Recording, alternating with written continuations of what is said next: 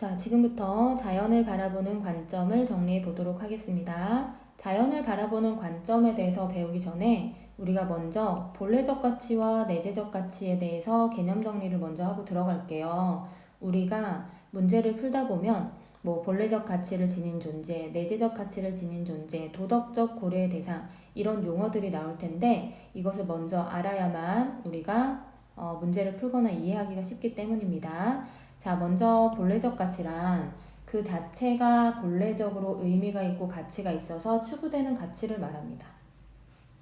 좀 어렵죠? 그럼 내재적 가치라는 말로 표현을 해볼게요. 내재적인 가치는 어떤 사물이나 존재의 내부에 존재하는 가치를 말합니다. 즉, 어떤 존재의 내부에 가치가 있는 거예요. 그래서 외부에서 이것을 평가하거나 아니면 훼손할 수가 없습니다. 그 자체로 가치를 지니고 있다라는 거죠. 따라서 그 자체로 가치를 지니고 있어서 존귀한 대상에 대해서는 우리에게 도덕적으로 고려해야 되는 의무가 생기는 거죠. 쉽게 얘기하면 우리는 본래적인 가치, 내재적인 가치를 지닌 존재를 그 자체로 소중한 존재로 대우하고 도덕적으로 대우해야 한다라는 겁니다. 이것과 반대되는 개념으로 도구적인 가치, 외재적 가치라는 말이 있는데 도구적 가치는 어떤 목적을 위해서 도구로서만 가치를 지니는 걸 말합니다. 그 자체로는 가치가 있는 게 아니고요. 외부에서 가치를 부여한다 라는 점에서 외재적 가치라고 하는 거죠. 예를 들어서 연필 같은 경우를 생각해 보면 연필은 우리가 그 자체로 소중하게 대하고 그 자체로 가치 있는 존재로 보는 것이 아니라 공부할 때 그리고 필기를 할 때 가치가 있고 유용하죠. 그래서 우리 인간이 이 연필을 유용하다라고 평가를 내리는 것은 외재적으로 도구적으로 가치가 있을 때에만 그렇게 가치를 부여합니다. 자, 정리가 되시죠? 자, 이렇게 도덕적 고려의 대상을 어디까지 인정하느냐, 범위를 어디까지 하느냐에 따라서 인간중심주의, 동물중심주의, 생명중심주의, 생태중심주의 네 가지 관점으로 나뉘는데 그 범위와 기준을 같이 한번 알아보도록 하겠습니다. 자, 인간중심주의에서는 도덕적으로 고려해야 되는 대상, 즉 본래적 가치를 지니고 있다라고 판단하는 존재는 인간입니다. 왜 인간이 그 자체로 소중하고 내재적인 가치를 지녔냐라고 물어본다면 바로 이성이 있기 때문이라고 이야기를 합니다. 자, 두 번째로 동물중심주의에서는 그 자체로 본래적인 가치를 지녀서 도덕적으로 대우받고 배려받아야 할 존재를 인간뿐만 아니라 동물까지로 확장합니다. 그 이유는 인간과 동물은 모두 공통적으로 감정, 즉 쾌락과 고통을 느낄 수 있는 존재이기 때문입니다. 자, 세 번째로 생명중심주의 입장에서는 이성이 있든 쾌락과 고통을 느끼든 이런 것은 중요하지 않다라고 이야기합니다. 우리가 생명의 존엄성, 생명의 존귀성 이런 것들을 얘기하는 것처럼 생명을 지닌 모든 존재는 그 자체로 본래적인 가치, 즉 내재적인 가치를 지니기 때문에 존엄한 존재로 똑같이 대우해야 된다라고 보는 거죠. 자, 생명을 지닌 존재, 즉 인간, 동물, 식물까지 범위를 확대하는 입장을 생명중심주의라고 합니다. 인간, 동물, 식물뿐만 아니라 무생물, 즉 생태계 전체까지 도덕적 고려 대상을 확대하는 입장을 생태중심주의라고 하고요. 그 기준은 이성이나 감정, 생명 이런 거 아닙니다. 그냥 생태계 자체가 그 자체가 본래적인 가치를 지니기 때문에 존중하고 보호하고 유지시켜야 된다라고 보는 입장입니다. 자, 그러면 인간중심주의 윤리 먼저 살펴보도록 하겠습니다. 인간중심주의 윤리는 이성적인 능력을 소유한 인간을 도덕적 주체로 규정하고 자연을 인간을 위한 도구로만 간주하는 입장입니다. 즉, 내재적인 가치, 본래적인 가치를 지닌 존재를 인간만으로 한정하고 그 외의 존재인 자연은 도구적인 가치만을 지녔다고 보는 거죠. 따라서 우리가 도덕적으로 고려해야 되는 대상은 인간만입니다. 자, 먼저 인간중심주의 윤리의 대표 학자 고대 그리스의 아리스토텔레스를 살펴보겠습니다. 아리스토텔레스는 식물은 동물을 위해서, 동물은 인간을 위해서 존재한다라고 말하면서 이성을 지닌 인간이 이성이 없는 자연을 지배하고 통제할 수 있다라고 보았습니다. 아퀴나스는 신학자, 즉 기독교 철학을 주장한 사람이었습니다. 그래서 신이 인간을 만들 때 자연에서 가장 우월한 존재로 만들었고 인간의 복지를 위해서 자연을 활용할 수 있도록 했다라는 겁니다. 따라서 우리가 신의 섭리와 명령을 따른다면 당연히 인간을 위해서 자연을 활용할 수 있는 거죠. 자, 근대로 넘어가 보도록 하겠습니다. 베이컨은 과학자이기도 합니다. 그래서 이렇게 유명한 말을 했죠. 지식은 힘이다. 여기서 지식은 과학적인 지식을 말합니다. 자연을 열심히 관찰함으로 인해서 그 자연 속에서 인간의 이익을 위해서 활용할 수 있는 많은 것들을 뽑아낼 수 있죠. 예를 들어서 나무를 관찰했더니 나무를 변형해서 종이를 만들 수 있고 연필을 만들 수 있고 수레를 만들 수 있습니다. 기계도 만들 수 있고요. 이런 식으로 우리가 자연을 잘 관찰해서 그 관찰한 것들을 바탕으로 학문적인 토대를 만들고 그 지식을 토대로 인간의 풍요를 위해서 살 수 있도록 하는 것. 이것은 이성을 지닌 인간만이 할 수 있는 권력인 거죠. 그래서 자연과학적 지식을 많이 쌓는 것이 바로 우리의 힘이 된다, 권력이 된다 라는 말로 표현을 했고 방황하고 있는 자연을 사냥해서 노예로 만들어서 인간의 이익에 봉사하도록 해야 한다. 자연을 얼마나 도구적인 가치 그리고 이용할 대상으로만 봤는지가 느껴지죠. 그래서 자연과학적 지식을 활용해서 자연을 정복하고 그리고 그것을 인간의 물질적 혜택과 복지 증진을 이용해서 이용해야 된다라고 보았습니다. 데카르트는 나는 생각한다, 고로 나는 존재한다라는 말을 남겼는데 이 말은 생각할 수 있는 존재, 즉 이성을 지닌 존재만이 참된 존재이다라는 말과 같습니다. 그래서 이 명제를 통해서 인식하는 존재, 즉 이성을 지닌 존재와 인식되는 대상, 이성을 지니지 않은 대상을 구분했죠. 이원론이라고 합니다. 그래서 인식하는 존재, 이성을 지니고 생각을 해서 판단할 수 있는 존재가 인식할 수 없는 존재, 즉 인식의 대상만이 될 뿐인 자연을 이용하고 정복하는 것은 당연하다라고 이야기를 했습니다. 결국에는 베이컨이나 데카르트와 같은 입장은 자연을 지배와 착취의 대상으로 여겨서 우리가 자연을 무분별하게 개발하는데 그런 일조를 했다라는 비판을 받기도 합니다. 칸트는 자연을 폭력적으로 대해서는 안 된다라고 이야기를 하는데요. 왜냐하면 자연을 폭력적으로 대하는 태도가 사람을 대하는 태도에도 영향을 미친다고 봅니다. 예를 들면은 이런 거죠. 범죄심리학자 박지선도 TV에 나와서 같은 말을 했는데요. 잔인한 범죄를 저지른 사람들을 관찰해 봤더니 그 사람들이 처음부터 인간에게 잔혹한 행위를 한 게 아니라고 이야기를 합니다.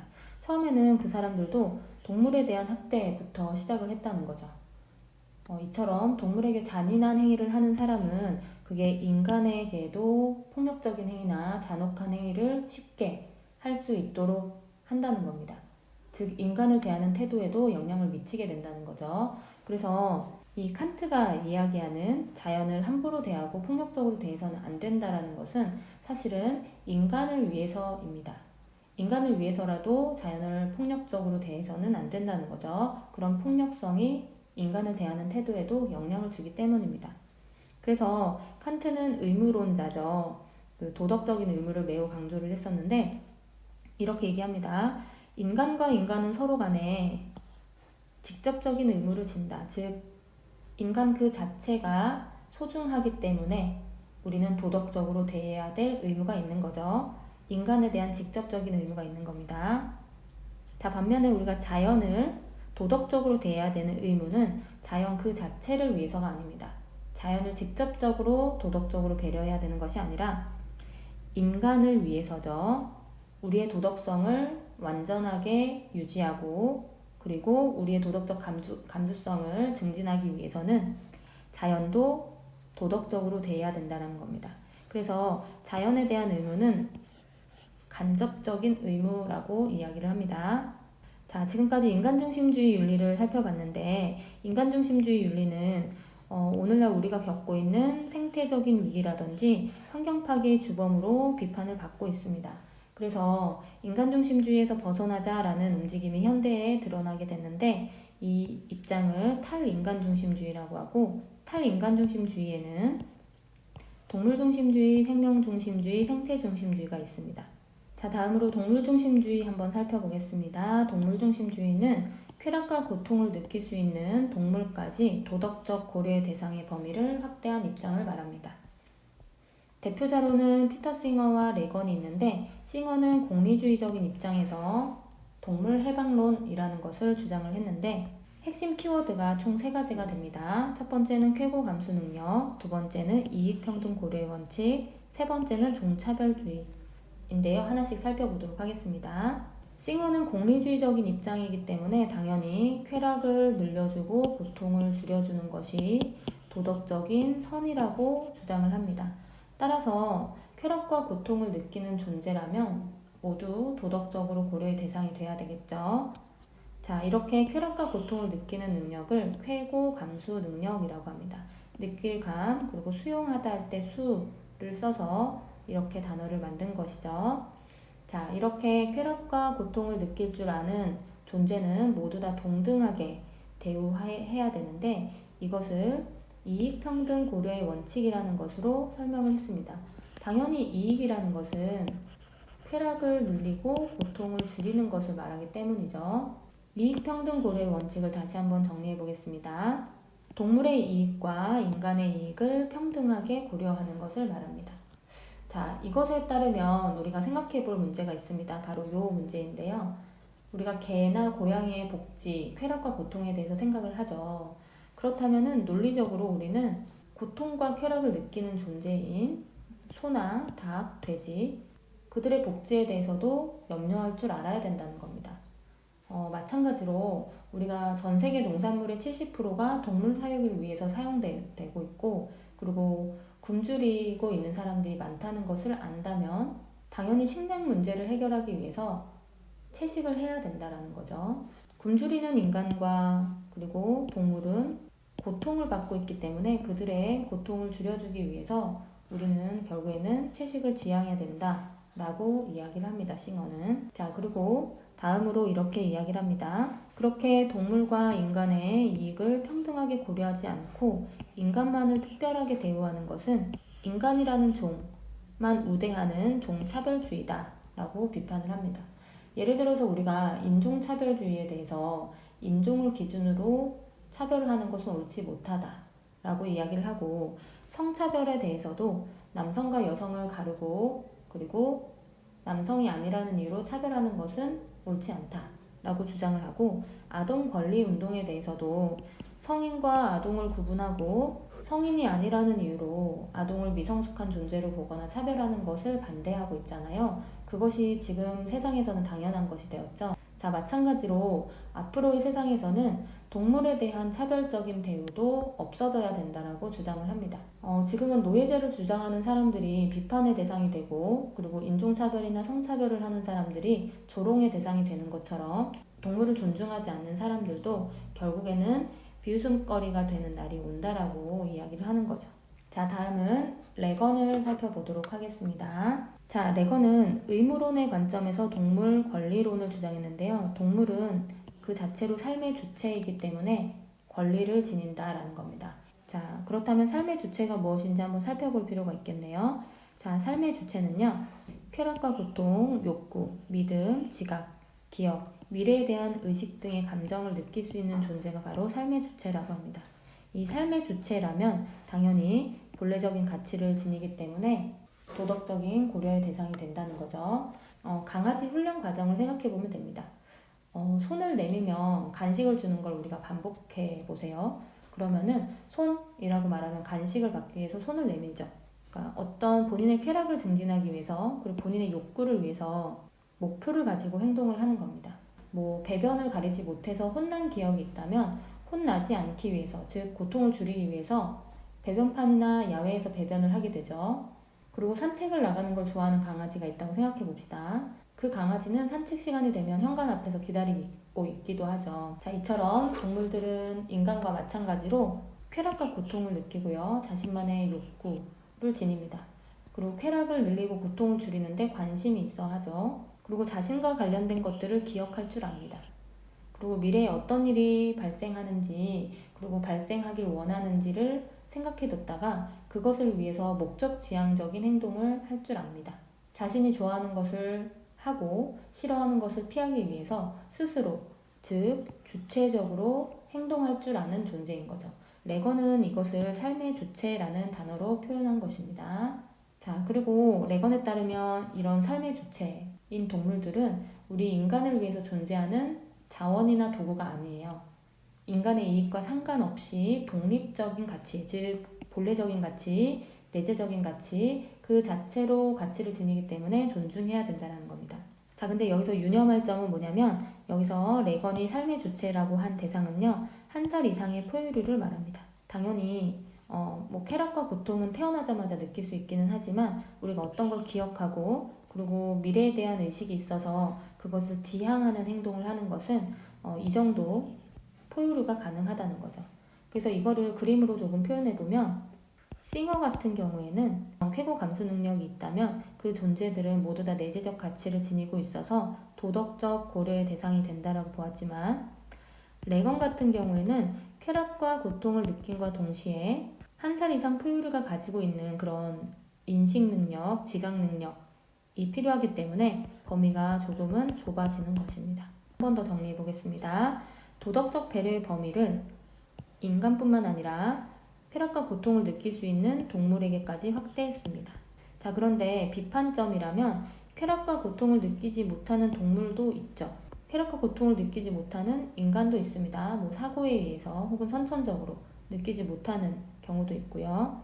그럴 경우에는 도덕적 배려의 대상인가에 대해서 좀 애매한 부분이 있죠. 그것에 대해서는 좀 소극적입니다. 그리고 고통이나 쾌락을 느낀다는 증거가 없다는 이유로 식물은 도덕적 고려의 대상으로 삼지를 않죠. 도덕적 지위를 부여하지 않는다는 단점도 있고요.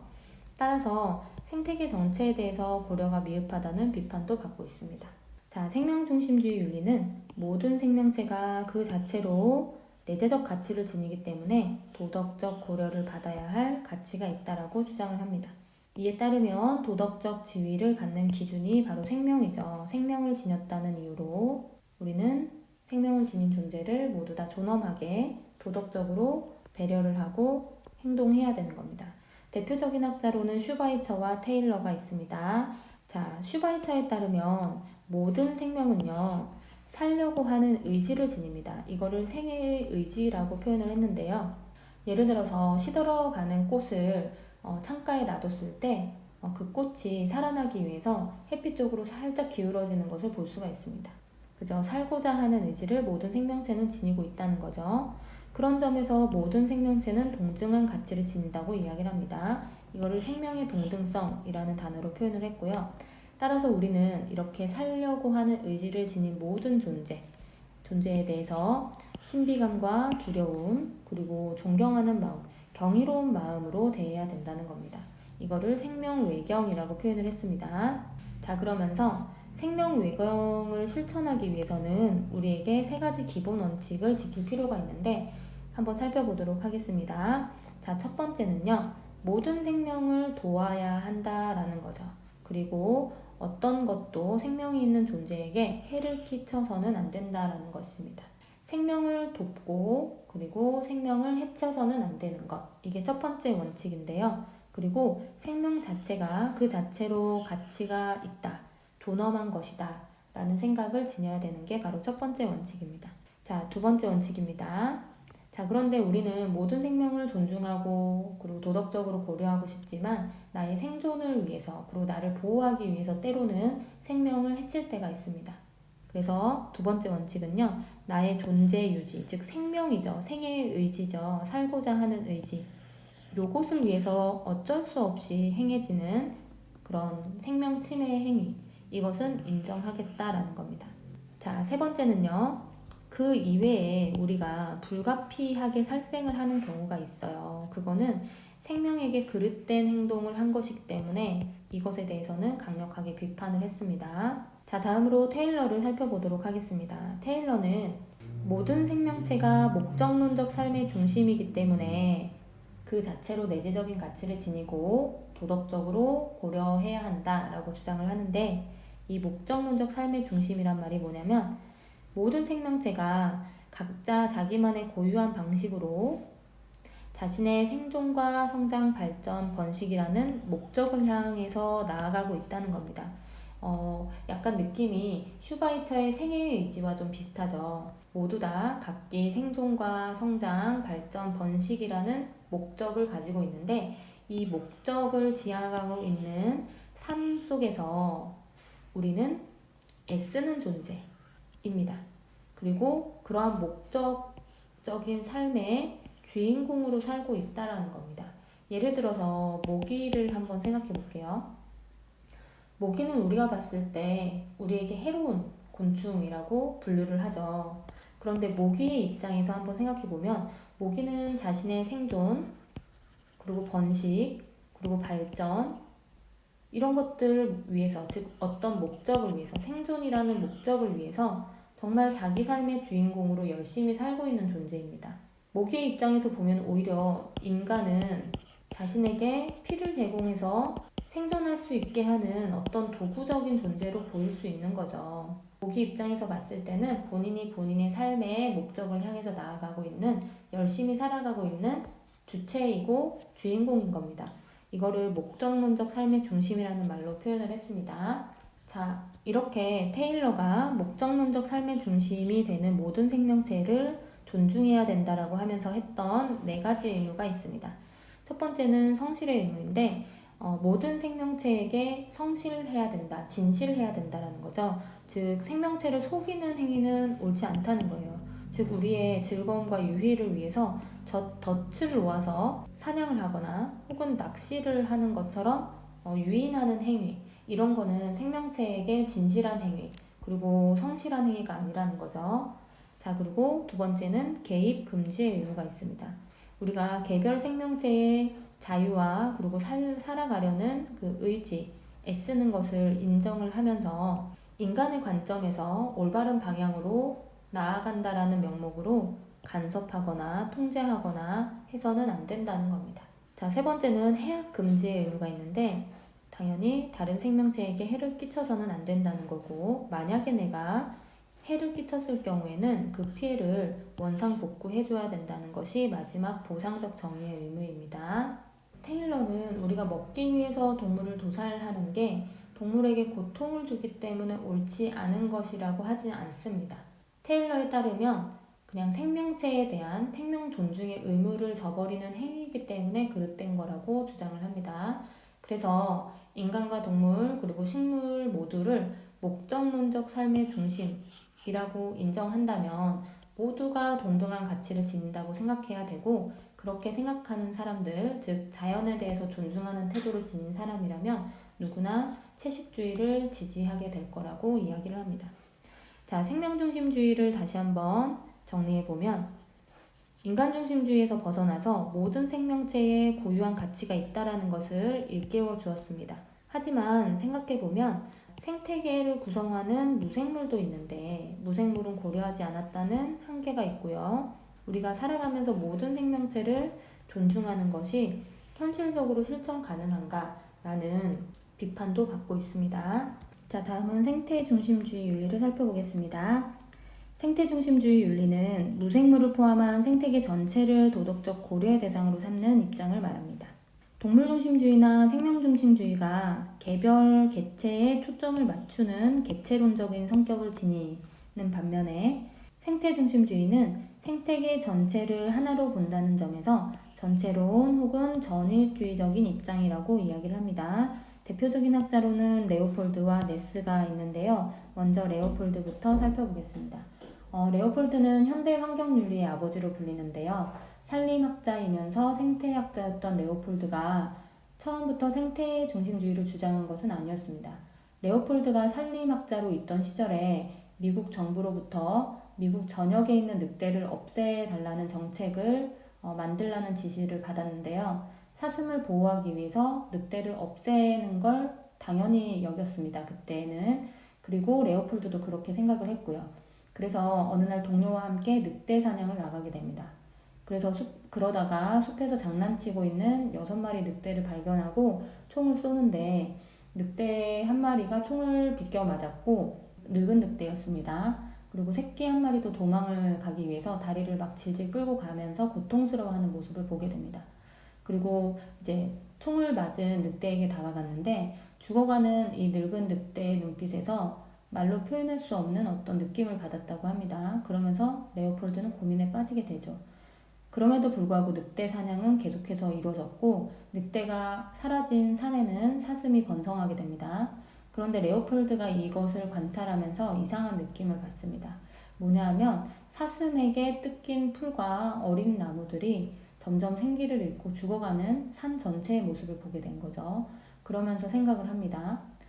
사슴들이 늑대에게 두려움을 느끼면서 두려움에 떨면서 사는 것처럼 산 전체가 사슴에 대해서 두려움 속에서 살고 있는 처지가 됐다.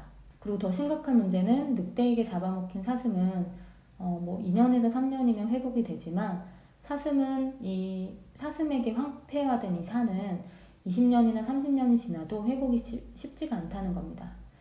결국에는 늑대의 절규나 산의 절규나 같다는 걸 느낀 거죠. 결국에는 레오폴드가 이 늙은 늑대와의 만남을 계기로 자연은 죽어있는 기계가 아니다. 그리고 살아있는 생명체이다. 그리고 모든 존재는 하나의 생태계 속에 연결되어 있다라는 생각을 하게 됩니다. 즉 생명 공동체라는 생각을 하게 되는 거죠. 여기서 근데 공동체라는 개념은 우리가 전통적으로 알고 있는 지역이나 민족을 바탕으로 하는 공동체나 문화를 공유한다는 의미에서의 공동체가 아닙니다.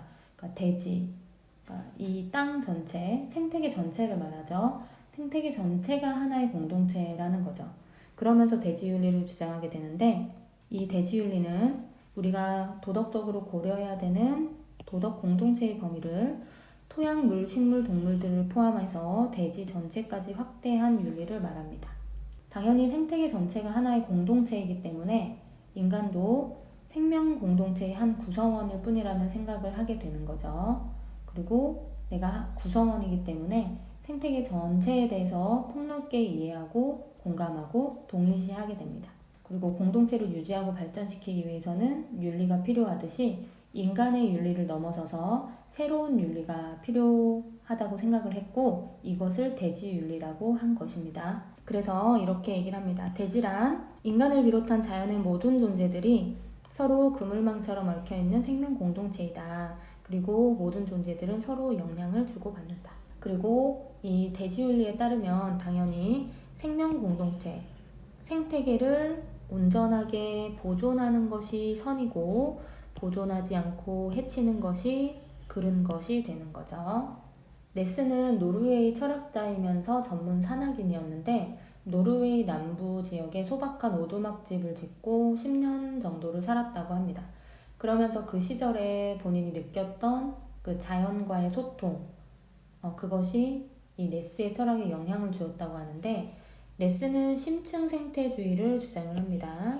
이 심층 생태주의를 주장한 이유는 우리가 기존에 가지고 있던 생태주의, 즉 환경을 보호한다고 얘기하면서 해오던 것들이 사실은 표층 생태주의, 얕은 수준의 생태주의였다는 것을 비판하면서 심층 생태주의를 주장하게 된 건데 표층 생태주의는 생태계를 보호하는 목적이 선진국 국민의 건강과 풍요라고 합니다. 예를 들어서 우리가 환경오염을 해결하기 위해서 인간 중심적으로 기술을 개발하고 법적인 규제를 하거나 아니면 오염을 발생시키는 산업을 후진국으로 이동시키는 것입니다. 그러면서 환경이 보호되고 있다라고 이야기를 하는 거죠. 겉으로는. 그리고 인구 문제의 경우에도 사실은 인구가 증가하는 것이 환경에 큰 영향을 미치죠. 그래서 인구가 감소해야 된다라고 이야기를 할 때에도 사실은 대량 소비로 인해서 환경을 파괴하는 것, 그래서 인구를 줄여야 되는 것은 선진국임에도 불구하고 이것을 후진국의 문제로 넘긴다는 겁니다. 결국에는 이 표층 생태주의, 기존의 생태주의는 인간 중심주의적이고 되게 단기적인 환경 보호였다는 거죠. 그런 얕은 환경 보호 운동이었다는 겁니다. 그래서 세계관과 생활 양식 자체를 인간 중심주의에서 벗어나서 근본적으로 바꾸는 것, 이게 바로 심층 생태주의라고 이야기를 하는 건데 그러면 세계관과 생활 양식을 근본적으로 바꾸는 게 뭐야? 라고 물어볼 수 있는데 그게 바로 큰 자아를 실현하는 겁니다. 우리가 자아라고 했을 때 셀프라는 말을 하죠. 근데 작은 자아, 소문자 S가 아니라 큰 자아, 큰 자아는 대문자를 쓴다고 합니다. 큰 자아를 실현하게 되면은 그것이 바로 심층생태주의로 가는 길이라고 하는데, 자아를 협소한 개인주의적인 입장에서 보는 것이 아니라 더 넓은 관점, 즉 자연과 생태계의 관점에서 보는 겁니다. 자연과 나를 동일시하는 걸 말하는데, 그렇다면 생태계의 어떤 존재가 해를 입는 것은 당연히 내가 해를 입는 것과 같죠. 나의 몸이나 마음이 생태계 전체와 같다라고 보는 입장이 바로 큰 자아를 실현하려고 하는 것이라고 보는 겁니다. 예를 들어서 아마존 열대우림을 살린다 라는 것은 즉 나를 살리는 것과 동일한 것이 되는 거죠. 그래서 하나의 개별적인 존재, 나라는 존재에 대한 존중이 아니라 전체에 대한 존중이고 동일시를 말하는 겁니다. 그래서 작은 자아, 즉 인간중심주의적이고 나의 이익만 생각하는 그런 입장이 아니라 생태계 전체를 나와 동일시하는 입장을 큰 자아 실현이라고 이야기를 합니다. 이렇게 큰 자아에 대해서 깨닫고 있는 사람은 모든 생명체가 서로 연결되어 있어서 내가 곧 생태계이고 생태계가 곧 나다. 그렇기 때문에 우리는 모두가 공동체의 평등한 구성원이다 라는 생각을 가지겠죠. 이것을 생명중심적 평등이라는 말로 표현을 했습니다. 자, 이렇게 생태중심주의는 생태계 전체를 큰 시각, 포괄적으로 바라볼 수 있게 해주었기 때문에 환경 문제를 해결하는 데 큰 도움이 되었습니다. 그런데 비판점이라면 극단적으로 생태중심주의를 주장을 한다면 생태계 전체를 위해서 그 속에 속한 개별 구성원을 희생시킬 수 있다는 환경 파시즘으로 흐를 위험이 있다고 비판을 받고 있습니다.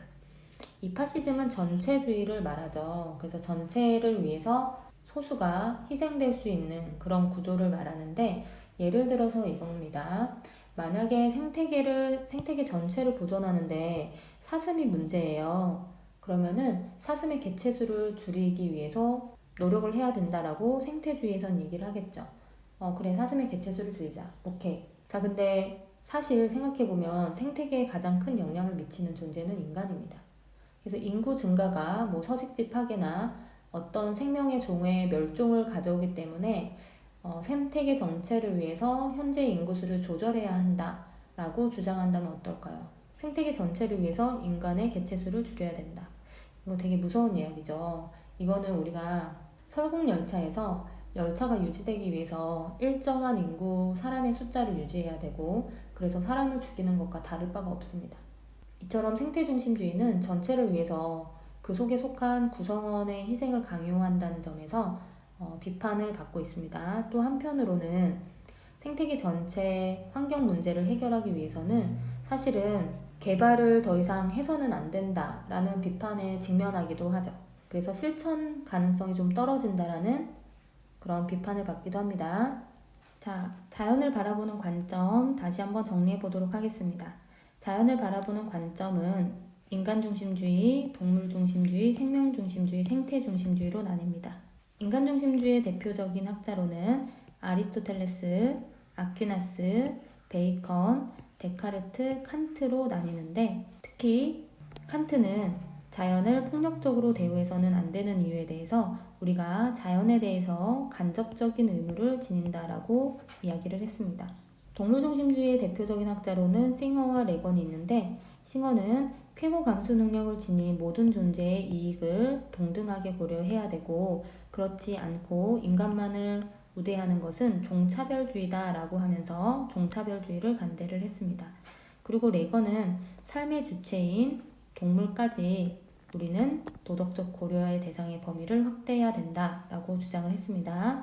생명중심주의 대표적인 학자로는 슈바이처와 테일러가 있는데, 슈바이처는 모든 존재는 생애의 의지, 즉 살고자 하는 의지를 지녔다는 점에서 모두가 동등하고, 그리고 이에 따라서 우리는 모든 생명에 대해서 그 숭고함, 그리고 경이로움, 신비로움에 감탄하면서 존중하고, 그리고 도덕적으로 고려해야 된다라고 이야기를 했습니다. 그리고 생명 외경을 실천하는 세 가지 원칙으로 생명은 그 자체로 가치가 있다라는 것을 존중하고 함부로 대해서는 안 된다는 해악 금지, 그리고 우리가 함부로 대해서는 안 되지만 자기 보존과 그리고 생존을 위해서 어쩔 수 없이 생명을 침해하는 행위는 인정을 합니다. 하지만 생존을 위해서 그리고 나를 보호하기 위해서가 아니라 불필요하게 생명을 침해하는 것은 비판을 했습니다.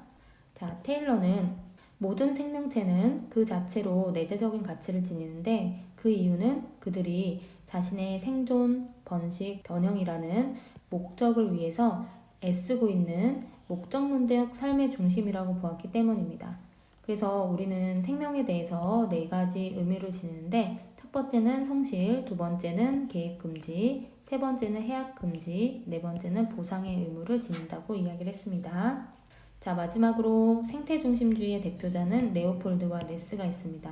레오폴드는 도덕 공동체의 범위를 대지까지 확장하는 대지윤리를 주장을 했고, 당연히 이 대지에 필요한 윤리는 생태계를 보존하고 고양하는 것은 선이고 생태계를 해치는 행위는 악이다라고 주장을 했죠.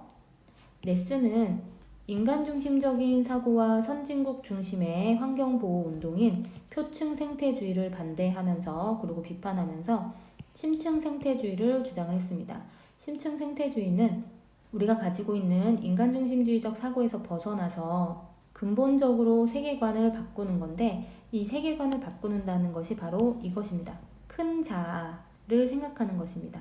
생태계와 나는 동일하다라는 그런 인식을 갖는 것이 바로 정말 생태계에 대한 대전환, 즉 심층 생태주의인 거죠.